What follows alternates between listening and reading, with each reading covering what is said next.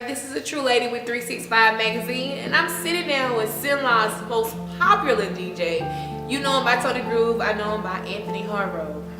How you doing tonight? I'm great, True Lady. How are you? I'm doing fine. Alright, I wanna, just ask you a few questions, as I always do every day. Right. Anyway, we talk all the time. Right. So, where does the name Tony Groove originate from? It came from my grandmother, I do believe, as far as I can remember.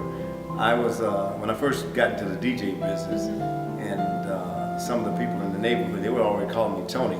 Oh, okay. Yeah, some people when I was from the beginning, and my neighbors, folks who saw me every day, they called me Tony.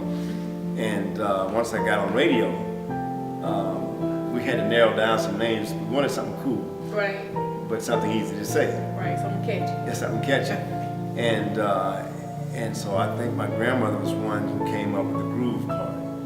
And after singing a couple of times, it kind of started rolling out of your tongue. Right. It sticks. It sticks. It sticks. It sticks. All right, so you said in the neighborhood. What neighborhood did you? I grew up in Sonia Court in Alexandria. Right in Flint Water. In the Sonia Court, the heart of the Sonia Court, on Overton Street. Okay, wow. Yes, yes indeed. So how long have you been DJing? Well, this is 2014. I started radio in 1983. Okay. So, and about a year after radio, I started doing the records thing. I'm saying records. It's CDs now. Right, or MP3s. Or MP3s now. Yeah. I started in the days of records when you had to really work to be a DJ. To put the needle on the record. Needle on the make record, the true test of a DJ. Sure. Right. Because many programs and stuff today, they got computers that does all that for you. Right. But I started back in the DJ business in '84. Okay. So it's about 30 years now. Yeah, about Roughly. Yeah, that sounds about right. Yeah. Okay, so you said on air was first, then DJing came. So how did you acquire your job on air? On air, well, I got fired from the job. What? I was actually working for Continental Trailways for about 3.5 years. And I was working overnight, and when you're a young person and you don't sleep in the day and try to work at night, you get sleepy. And I was working a night shift, and I ended up going to sleep on the job, and boss man came and caught me sleeping, and he said, "Your services are no longer needed." And that ended my career with Continental Trailways. So after I left that, I applied to do some retail work. Right. And I got hired on for one day at one of your companies that was here in this town. And they abolished the job the same day I got there. Wow. And so upon leaving that day, I passed by one of our local radio stations at the time.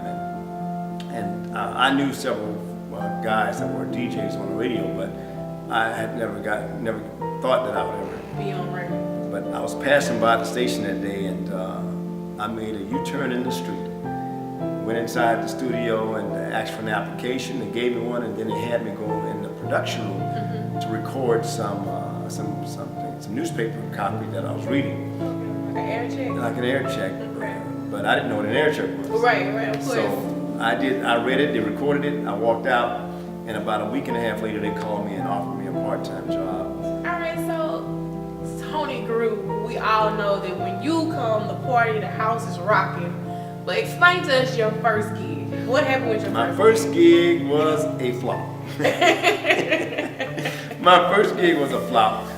Working at the radio station one day, and like I mentioned, there were other DJs working at that station already, and I wasn't doing the music thing. I just was doing the on-air work. Right. And one day, this club owner from Vidalia, Louisiana, called me up, and he offered me a job to come and play at his club. Okay. Now I wasn't DJing at the time. Right. You were just on air. I was just on air. Okay. And once he offered $200, Yeah. I became a DJ. But that taught me a lesson too, because I found out you better be prepared when you really go out and play in front of people who actually paid to come out to see you. And I learned one thing. Well, I learned several things. Get there on time. Know about the equipment that you have. And third thing that's very important to me is being an entertainer.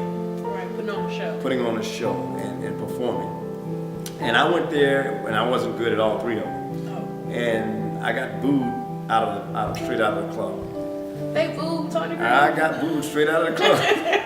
All right, well, I enjoy sitting down talking with you. Me and you can talk all day Oh, long. man, that's You right. know how we are. That's right. Exactly. So, before we go, what would you like to leave the 365 viewers and readers with? What inspirational thought? Well, everybody do this. Life is a one-time shot.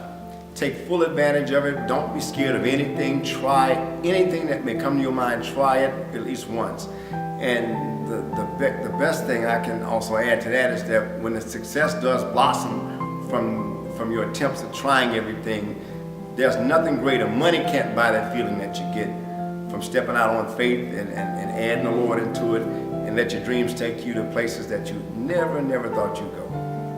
All right, ladies and gentlemen, Tony Groove. True lady.